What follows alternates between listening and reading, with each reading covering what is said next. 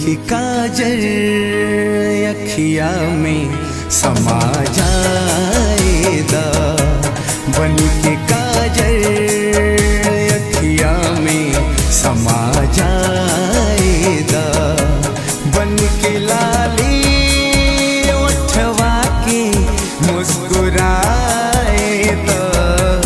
बन के लाली उठवा के मुस्कुराएगा,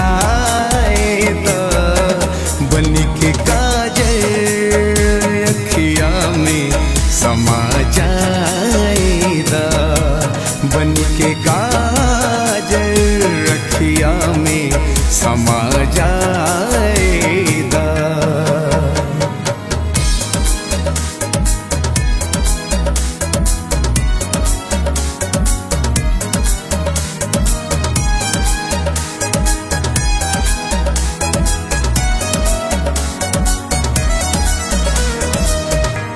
खुलल के सिया के तरे मन करे छहाए के, देर होता ते हमरे राजा घर जाए के।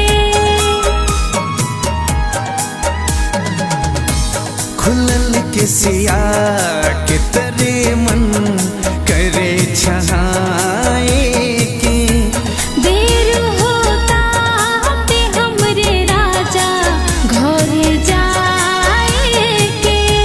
बन के धड़कन दिलवा में धड़क जाएगा, बन के धड़कन दिलवा में धड़क जाएगा, बन के लाली उठवा के मुस्कुराएगा,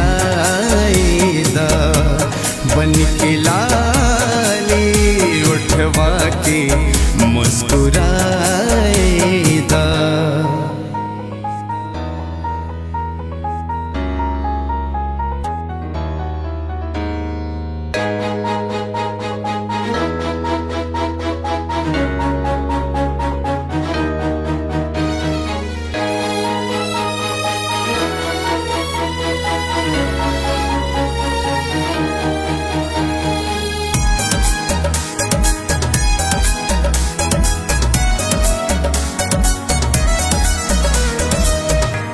प्यार से ज्यादा प्यार तोहरा से बाटे प्रीतम, दूर एक पल भी ना तोहरा से रह पाएब हम,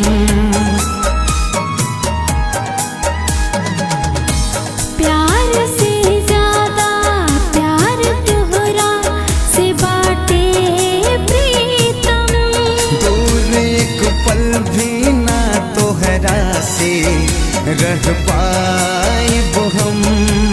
बन के बादल सावन के बरस जाएगा, बन के बादल सावन के बरस जाएगा, बन के लाली उठवा के मुस्कुराएगा, बन के लाली उठवा के मुस्कुरा